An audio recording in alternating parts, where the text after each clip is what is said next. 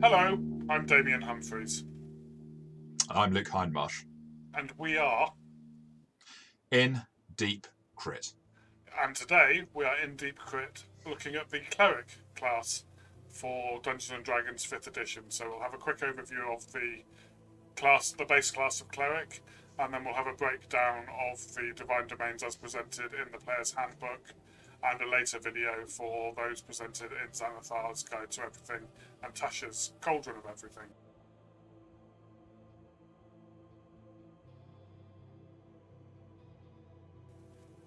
So first of all, the base cleric. So you are a full spellcaster, which means that you're able to cast spells all the way up to level 9.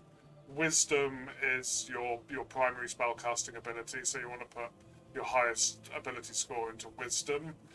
You get a D8 hit dice per cleric level, so you start off with 8 plus your Constitution modifier as hit points, and then you get a D8 or the average of 5 per cleric level. I'm not going to go through all the proficiencies, etc., that you get.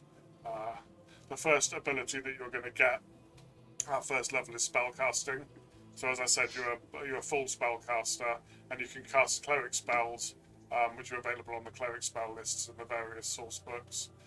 At first level, you know 3 cantrips of your choice from the cleric spell list, and you can learn additional ones at higher levels, as shown in the column of cantrips known on the cleric's table. The table also shows you how many spell slots you have. It's 2 at first level, and how many spells you can prepare. You regain all spell slots when you finish a long rest, and you can prepare a number of cleric spells equal to your wisdom modifier plus your cleric level, and you can choose those from any of the spells on the cleric list. So you know all of the spells, but you have to prepare a certain number each day. The minimum is 1 spell, and the spells must be of a level for which you have spell slots. And you can change your list of prepared spells when you finish a long rest. Spend a little bit of time in prayer and meditation, of at least 1 minute per spell level for each spell on your list. As I said, your spellcasting ability is Wisdom, so your spell save DC is 8 plus your proficiency modifier plus your Wisdom modifier, and your spell attack modifier is your proficiency bonus plus your Wisdom modifier. When it comes to ritual casting, you can cast a cleric spell if it has the ritual tag, but only if you have that spell prepared. So you must have already prayed for it in the morning to have it prepared. And you can use your holy symbol as a spellcasting focus for your cleric spells. Interestingly, for choice of subclass, the cleric at first level gets to choose their divine domain, and so within the Player's Handbook, obviously we're going to go through those, but they are briefly knowledge, life, light, nature, tempest, trickery, and war. And so when you have those domains, when you select your domain, you gain a number of domain spells, which will provide you with spells which are sometimes off the cleric list, sometimes from other spellcasters' lists, and those for you will count as a cleric spell, and they will count as always prepared. So it doesn't mean you don't get any extra spell slots, but these don't count against the spells that you can prepare, and they always count as prepared. The next feature that you gain is at second level, you gain your channel divinity power, where you're able to manifest a number of abilities. Some are dependent upon which domain you are a member of. Some of them require saving throws, in which case you're going to be using, again, the same as your cleric spell save DC. Interestingly, with Channel Divinity, you're getting these back on a short rest, but that's because, unlike spell slots, they're a lot more limited. You're having 1 at second level, you don't get a second until 6th level, and so on, and you obviously can go to the chart to see that you eventually get 3. When you are it's at 18th level you get 3 times between short rests. But when you are channeling divinity, one of the options that you get is to turn undead, and this allows you to, as an action, speak a prayer censoring the undead. And so any undead that can see or hear you within 30 feet must make a wisdom saving throw. Failing that, it is turned for a minute or until it takes any damage. And that means it's got to try to move as far away from you as it can. Can't move to a space, willingly move to a space within 30 feet of you. Can't take reactions. And its only action that it can take is dash action to try to escape from effects that prevent it from moving. And if it's stuck in a corner, can't go anywhere else, it can use the dodge action. And that leads us on to ability score improvements at level 4, 8, 12, 16th and 19th. And I'll just very quickly deal with Destroy Undead, which is another manifestation of your channel divinity, very much like Turn Undead, except that at 5th level, some undead, if it fails its saving throw against your Turn Undead feature, is instantly destroyed. And there's a table there that sets out what the challenge rating of the undead is versus your cleric level to destroy it. And the maximum you're going to get up to is at 17th level. Challenge rating 4 undead will be destroyed. There we are. So that's those abilities. So then beginning at 10th level, you get an ability called Divine Intervention, where you can call on your deity to intervene on your behalf when your need is great. So it requires an action to employ your deity's assistance, and you describe to your dungeon master the assistance that you are seeking, and roll a percentile dice. And if you roll a number that is equal to or lower than your cleric level, your deity intervenes. It's up to the dungeon master to choose the nature of this intervention. A good guide is the effect of any cleric spell or cleric domain spell would be appropriate. If they do intervene, then you can't use this feature again for 7 days. Otherwise, you can use it again after you finish a long rest. And at 20th level, your call for intervention succeeds automatically with no roll required. So that's the breakdown of the basic cleric. A good strong class. It's a strong class. I like a cleric. I'm of the opinion that when we dive into the divine domains, I think if you like this kind of class, you'd always have fun playing a cleric. There's some unique abilities there. Nobody else can turn undead. So that's one of your unique selling points. And the destruction of undead. Okay, it's not super powerful, but it's a good minion clearing opportunity. You can if you've got a necromancer with a load of skeletons, you can blast those skeletons out of the way fairly easily once you reach 5th level or so. I think when I switched to 5th edition, I still carried with me some 2nd edition throwback ideas and was quite disappointed with the paladin. Like, we can't do that anymore.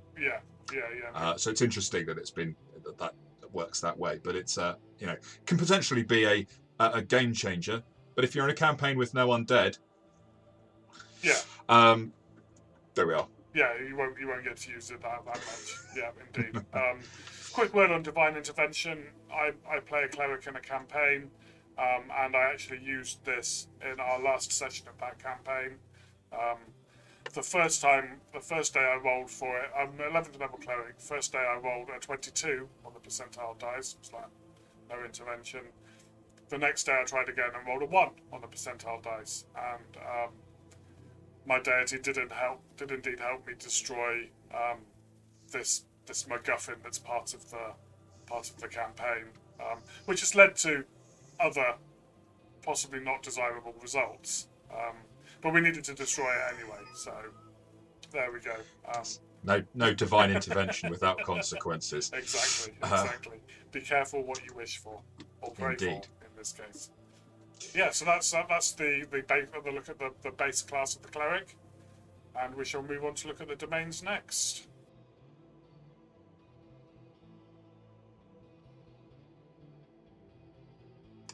First up is the knowledge domain, and obviously there's all sorts of examples of deities of knowledge that are given in the Players Handbook. We're not going to run through them all, but they don't have to simply be the very bookish deity. They can also be practical knowledge deities, and the ideas of smith-like deities, which perhaps becomes superseded by subsequent domains. But we'll look at knowledge domain in the absence of considering what comes from other books.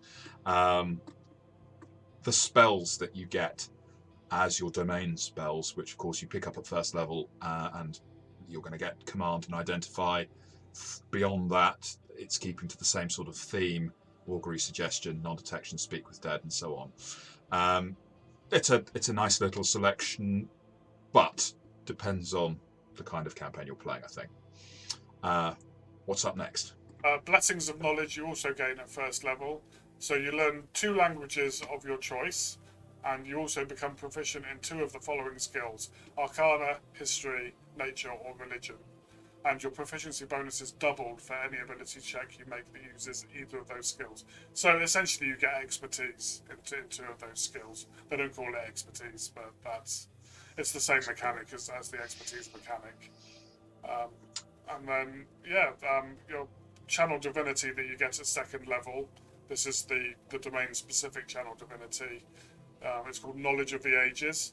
So you can tap into the divine well of knowledge, and as an action you can choose 1 skill or 1 tool, and you gain proficiency with that chosen skill or tool for 10 minutes. Next, at 6th level, you gain another use of channel divinity, another way of using your channel divinity, which is to read thoughts, and you can use your access to the creature's mind to command it. So, as an action, you choose a creature within 60 feet that you can see. It's got to make a wisdom saving throw. If it succeeds on that saving throw, you can't use the feature again on it until you finish a long rest. But if it fails, you can read its surface thoughts. But it's got to only while it's within 60 feet of you. The effect lasts for a minute, and during that time, you can use your action to end the effect and cast Suggestion on the creature. So not command, suggestion. It's not quite the same thing. It implies that you could have done something else, but obviously that's going to have to be a reasonable suggestion as per the spell. The target automatically fails its saving throw against the spell. Moving on at 8th level, and this is a common theme through each of the domains, that at 8th level they get either potent spellcasting or divine strike, and it's worth mentioning that Tasha's Cauldron of Everything, as of course, as we've dealt with in another video, brought in another option here, where you can sort of choose the best of both worlds by having blessed strikes. So what potent spellcasting does is it lets you add your wisdom modifier to the damage you deal with any cleric cantrip. And the capstone ability for the knowledge domain is Visions of the Past. At 17th level, you can use this Visions of the Past ability to relate to either an object that you're holding or the immediate surroundings. You spend at least 1 minute in meditation and prayer, and then you receive these dreamlike, kind of illusory kind of images of recent events. And you can do this way for a number of minutes equal to your wisdom score, and you must maintain concentration in this time as if you were casting a spell. And you essentially get two features from this. Once you've used this feature, you need to finish a short or a long rest before you can use it again. So object reading, if you're holding an object as you meditate, afterwards for 1 minute you learn how the last owner acquired and lost the object, and a significant event involving that object and the owner. And if it was owned by another creature in the recent past, you can spend 1 additional minute for each owner to learn that same information about each owner.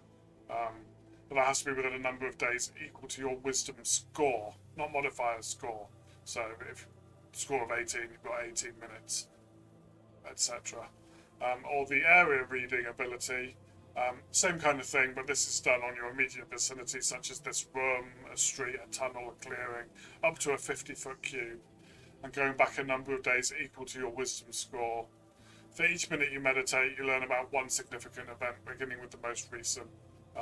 And those typically involve powerful emotions, battles, betrayals, marriages, murders, births, etc. But it may also include more mundane events that could be important in the current situation. And that is the abilities for the knowledge domain.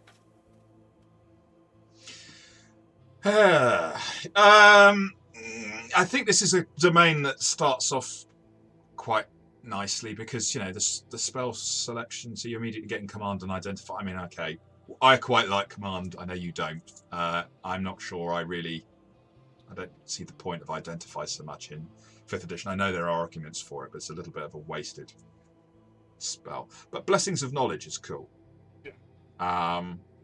The extra languages and then effectively expertise in Arcana, History, Nature, or Religion, and taking 2 of those is great. And then it's all downhill from there, pretty much. Yeah. Knowledge of the... I think we're probably of the same mind about the first abilities, but these Channel Divinity options are not... They're not amazing. So yeah, I think this is really good at first level.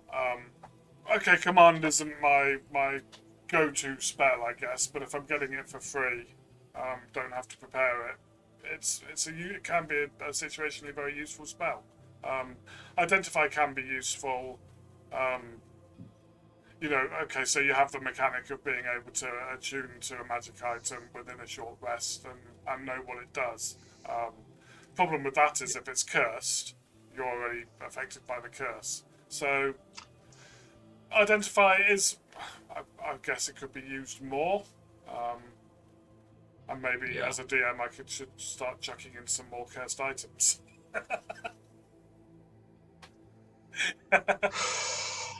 Blessings of Knowledge is really good. 2 extra languages, expertise, and 2 skills. Okay, they're skills that are on your cleric skill list anyway. But to have expertise in them is really good.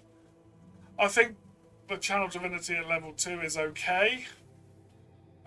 It's a limited resource, so I don't know how much you're going to use it. It's alright, if you suddenly need proficiency with... if the party has no rogue, and you need to get through the locked door. Or bard or something. Or bard, yeah. It's okay.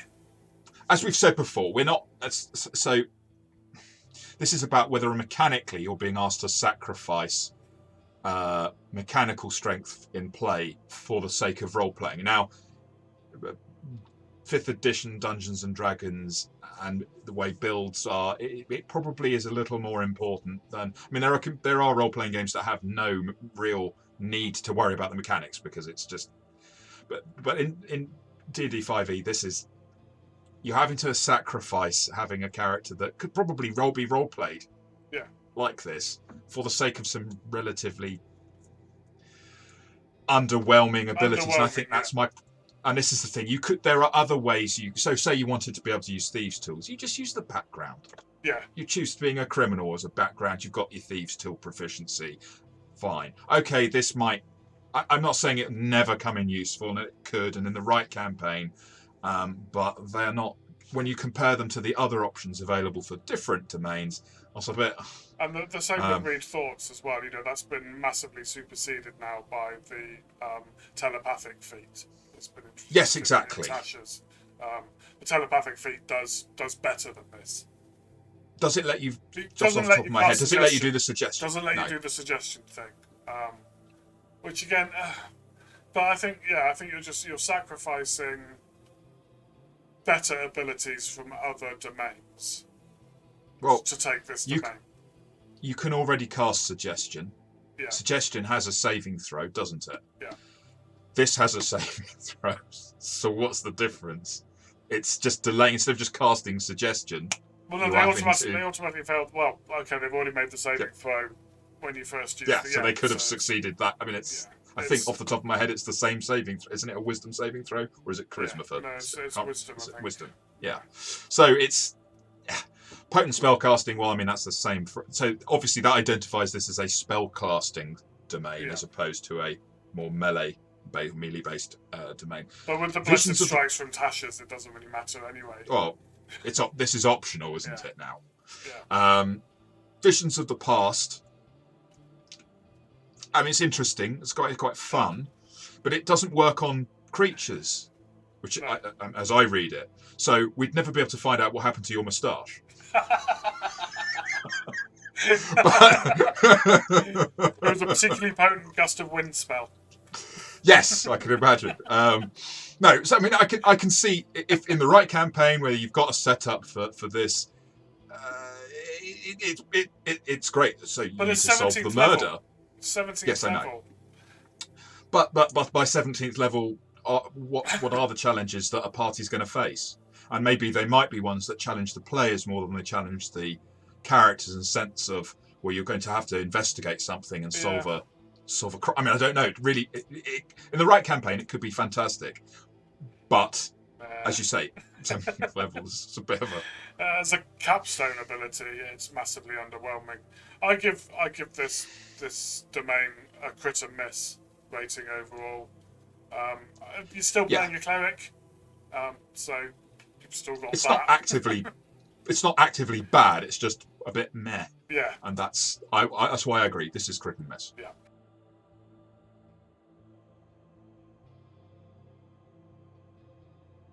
So the next domain presented in the Player's Handbook is the life domain. And it may not be able to bring life back to my moustache, but it does have a few other features. So as soon as you choose this, you're going to get that expanded spell list, those domain spells that count as cleric spells, but don't count against your spells prepared for the day. At first level, you get Bless and Cure Wounds. It's very thematic: Lesser Restoration, Revivify, Mass Cure Wounds, Raise Dead, Death Ward. All those kind of spells are in there, in that list. And also, when you choose this domain at first level, you gain proficiency with heavy armor. And the third thing you will gain at first level is an ability called Disciple of Life. Makes your healing spells more effective. So whenever you cast a spell of first level or higher to restore hit points to a creature, that creature regains additional hit points equal to 2 plus the spell's level. So the first level Cure Wounds will be an extra 3. So it'll be a D8 plus your spellcasting, plus your Wisdom modifier, plus 3. So it does buff that healing up quite significantly. Screaming onto the scene at second level as you get your ability to channel divinity is the power to preserve life. And this allows you as an action to spend one of those channel divinity slots, which at second level will only be 1 per short rest, to choose any creatures within 30 feet of you and give them a number of hit points equal to 5 times your cleric level that you divide between them. So say you have a massive party with 10 other members in it. At second level, you're going to be getting 10 hit points to split between those other party members. And that can restore a creature to no more than half of its hit point maximum. You can't use the feature on undead or constructs. Then that ties in. Yep. At 6th level, you're getting Blessed Healer. I'll let you deal with that. So yeah, Blessed Healer at 6th level. When you cast healing spells on others, you can heal yourself as well. So whenever you cast a spell of first level or higher that restores hit points to a creature other than you regain hit points equal to 2 plus the spell's level. So that same amount essentially as the Disciple of Life gives us extra healing you get for yourself. At 8th level, you get the Divine Strike ability. Again, this has been modified with Tasha's with the Blessed Strikes, but this is, instead of potent spellcasting, this is the Divine Strike feature. Once on each of your turns, when you hit a creature with a weapon attack, you can do extra damage equal to a D8 of radiant damage to that target, and at 14th level it increases to 2d8, which then brings us on to the capstone. I think just an important point to mention about Divine Strike is that if you do swap it out for Blessed Strike, what you're losing is you don't get that increase at 14th level to 2d8. Yeah. So, as a sacrifice, but perhaps it's not as big as all that to have the flexibility. Decision for you to make at that point. Capstone, indeed, a supreme healing. 17th level, you basically can forget needing to roll dice for restoring hit points with spells because you just take the maximum. So if you're looking at, this uses the example of 2d6 hit points to a creature, you don't bother rolling, you just give them 12 hit points. So, as the song says, choose life. What do you think? I love this domain. I guess it's a little one-dimensional. Would be the criticism of it. You are playing the party healer. That's your role if you choose this domain. I think obviously you still get all the other stuff clerics can do, but this doubles, triples, possibly quadruples down on what a cleric can already do in terms of healing and preserving life. Proficiency with heavy armor, awesome. That's really useful at first level. Interestingly, no martial weapon proficiency though. No, Unlike some of the later ones. Yeah. But I don't think it makes a huge difference because your role is quite clearly. It's a supporting. I mean, you're going to be an awesome supporter, and possibly you could be a tank type character, but you're not going to be dealing a lot of martial related damage, albeit you're not going to be necessarily bad at doing damage, but this is. It's definitely putting you into a particular role. I would call that classic cleric. Yeah. The classic cleric role, absolutely. It changes this. So we've had this discussion. We've mentioned it on the channel before about that war of attrition when it comes to combat, and about using healing in combat. This actually makes it worthwhile to use that healing in combat, I believe. Because you're boosting up all the healing that you're giving. From right from the get-go, right from first level, you're boosting that up each time. I think we ought to clarify what we mean. So you may not, if for some reason you haven't been watching our other videos. Honestly, yes, quite. One of the things that we hold as it's a principle. It's not a rule. It's just a principle that seems to go into assessing how. It's all to do with action economy, but it's also to do with how much damage can be done to you versus how much can you realistically heal.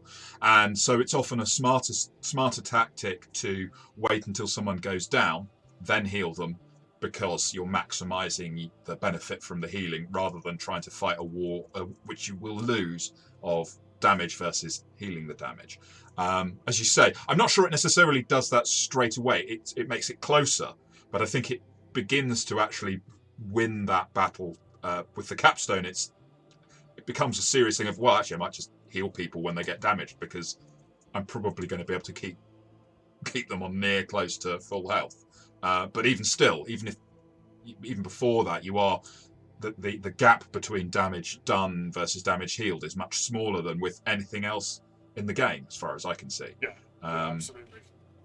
Yeah, and I mean, if you're using Channel Divinity, you're using that to preserve life, and you've got several party members down, or even allies, you're popping them back up on 1 hit point. That's enough to get them. That can easily turn the tide of a battle. And I think that preserve life is hugely powerful. And we looked at the capstone ability of Supreme Healing. For an example, casting a Mass Cure Wounds. Once you hit 17th level, you're giving 35 hit points back to everybody within that 30-foot radius of the spell. And that could be, you could have somebody, a frontline fighter who's gone down, and you're bringing them up with, okay, at 17th level, 35 hit points isn't loads, but it's enough to get them back on their feet and get them back into the fight. But you're also having the added bonus of throwing that on top to everybody else as well.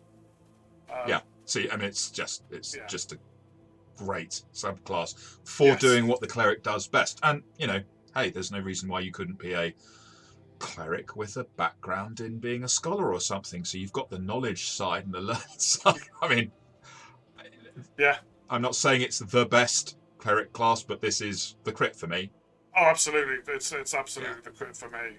It's one of the best 3 domains, 3 maybe 4 domains.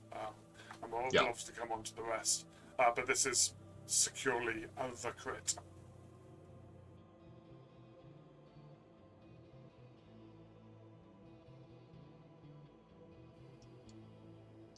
Being that shining sunbeam in the party means you might choose to be the Delight Domain cleric. And starting off at first level, you're having access to some pretty fiery spells. Burning Hands, Fairy Fire. it blossoms in flame up to the point at 5th level you're getting Fireball, 9th level Flame Strike, and some other fun stuff along the way, including Walls of Fire and such. And that ties in at 1st level with another one of your 1st level abilities, which is that you get the Light cantrip for free if you don't already know it. So obviously if you're going to choose this, you're not going to choose Light as a cantrip. And then the final 1st level ability is Warding Flare, where you can have a divine light spark between yourself and an attacking enemy. If a creature within 30 feet of you that you can see, you can use your reaction to impose disadvantage on its attack roll. It won't affect a creature that can't be blinded. You get to use that a number of times equal to your wisdom modifier, which you regain on a long rest. 2nd level, the Channel Divinity option that you're going to get for this domain is Radiance of the Dawn.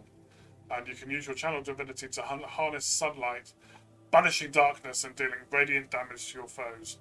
So as an action, you present your holy symbol, and you can automatically dispel any magical darkness within 30 feet of you. And each hostile creature also within 30 feet must make a Constitution saving throw. And they then take radiant damage equal to 2d10 plus your Cleric level on a failed save, and half as much on a successful one. If a creature has total cover from you, they are not affected. At 6th level... At 6th level, you get the improved flare, so this adds to your warding flare that you got earlier on at 1st level. You can use that on when a creature that you can see within 30 feet of you attacks a creature other than you, so you can use it to protect your party members and allies as well. If it hasn't already dawned on you, at 8th level, the fact that you get potent spellcasting suggests to you the kind, or should suggest to you the kind of domain that this is and what its focus is on. And of course, what that does is allows you to add your wisdom modifier to the damage dealt with any cleric cantrip. Of course, you could be taking that Tasha's option, which would allow you to add 1d8 instead of adding your wisdom modifier. And that takes us to the capstone, which I think you want to deal with, I think, because I dealt with the last one. Okay, I'm happy to. Tell us about it. Tell us about Corona of Light. Your capstone ability is Corona of Light. Corona possibly being a dirty word in this day and age. If we have to bleep that to have this video actually go on YouTube, we're not talking about it's light. Yes, a Corona of Light, an aura of light. Don't keep saying it. So starting at 17th level, you can activate an aura of sunlight that lasts for 1 minute, or until you dismiss it using another action.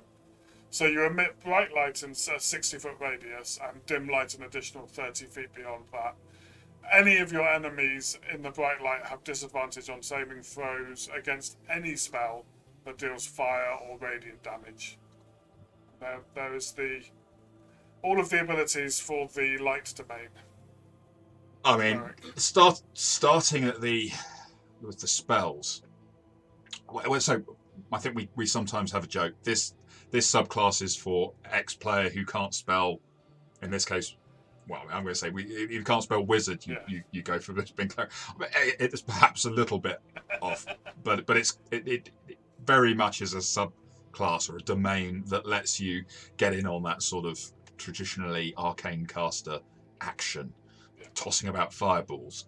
Clerics who can cast fireballs. I mean, it's pretty potent. Yes. But you're not out arcaning the arcane casters, so no, you'll never compete with an evoker for damage on a fireball. No. There's other abilities that wizards get to sculpt spells and all that kind of thing that you don't get. But that's a good additional spell list. I think there's only Flame Strike. I think is the only one. Possibly Scrying. Yes. Flame Strike and Scrying are the only ones that are, and Daylight are the only ones that are already on the cleric spell list. So you're getting an awful lot that is extra. Scorching Ray's a really good spell. to get a third level really useful, handy spell. Yeah, I mean they're a good selection. Depends on what your party makeup is, but hey, who can complain if you're tossing about big damage spells, area of effect spells, battlefield control spells like Wall of Fire, for example. This warding flare, I mean, I like that. It's potentially very useful, particularly once it's beefed up by improved flare at 6th level, and you can do it to help your allies. Because of bounded accuracy, anytime you can impose disadvantage or give somebody advantage, you're massively swinging the odds in your party's favour. Yeah, absolutely.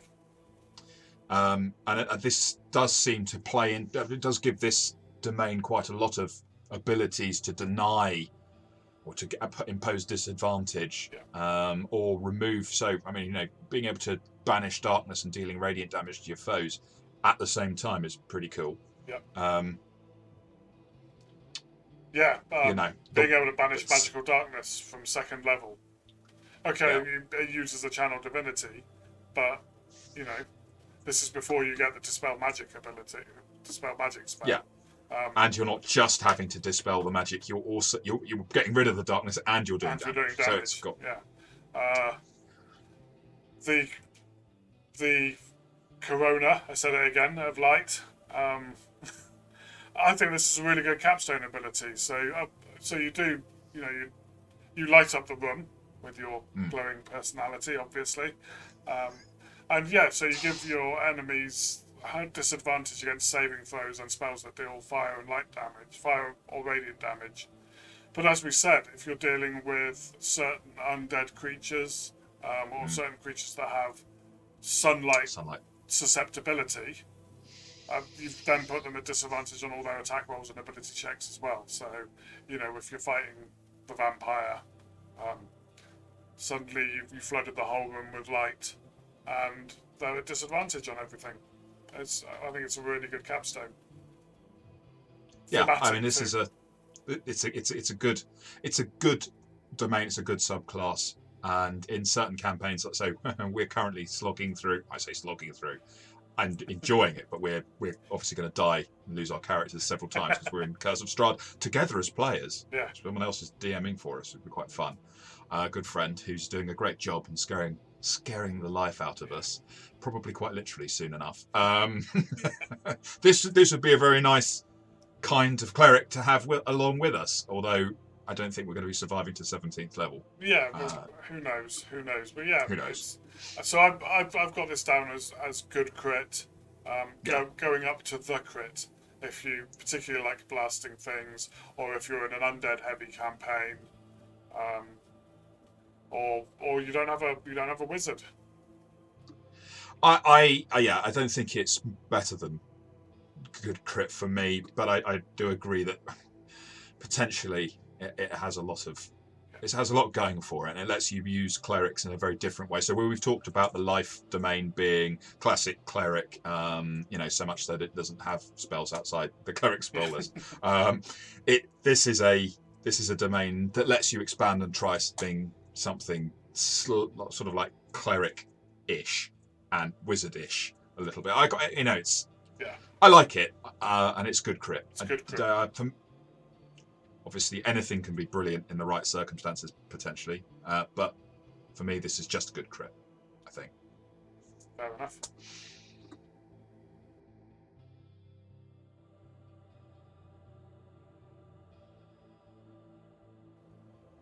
Next up in the Player's Handbook, we have the Nature Domain Cleric. Obviously worshipping gods of nature, taking perhaps a more active role in protecting those natural areas and hunting out creatures that despoil the woodlands. So your spell list that you I'm going to start this whole thing again. All right. So next up in the Player's Handbook is the Nature Domain Cleric.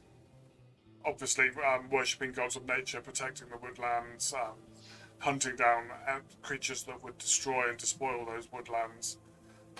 The expanded spell list, the bonus spells that you get, are very much within that theme. So at first level you get animal friendship and speak with animals. Later on you get things like plant growth, grasping vine, tree stride, those kind of things.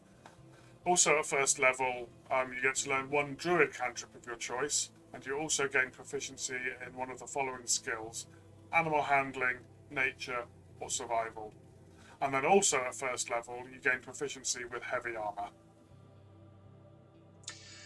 At second level, getting your Channel Divinity ability, you can use it to charm animals and plants.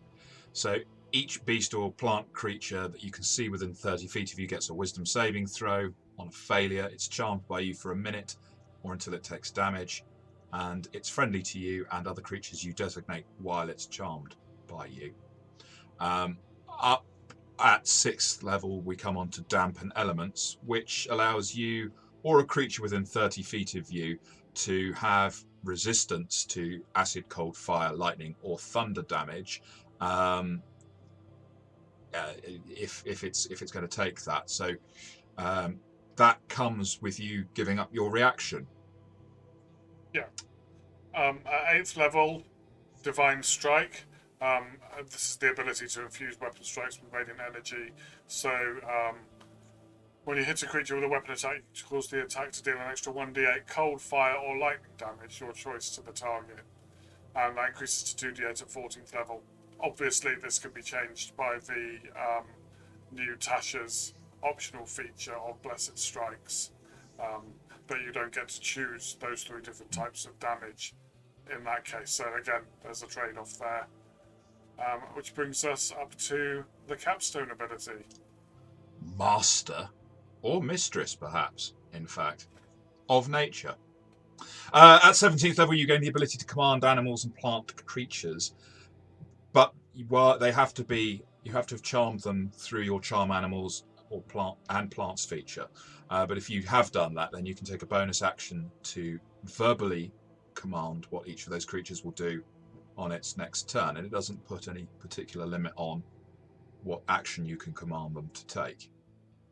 So where are we with this wannabe druid? Oh, sorry, Yeah, nature domain. Clerics who can't spell druids. Yes. I mean, if you turn to page 64 of the Players Handbook, you can find druids, which kind of... Yeah. So I think Anyway. I think what saves this domain is the spell list and the proficiency in heavy armor. And the proficiency in heavy armor makes no sense. No. I mean, why? It makes no sense why this domain should have heavy armor.